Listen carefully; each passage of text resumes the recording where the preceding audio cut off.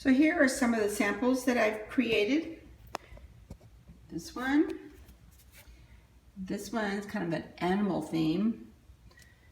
And I put a ball that I found at the Dollar Tree, no, the Goodwill.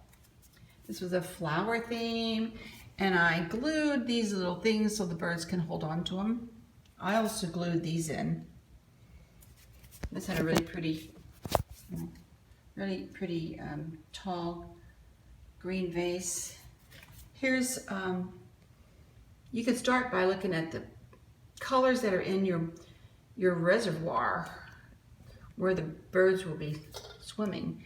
And I glued also little green things for them to hold on. But this one has purple vase, tan, another purple, blue at the bottom.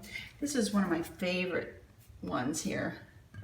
It has gold in it. But I found this pedestal, which was actually a candle holder.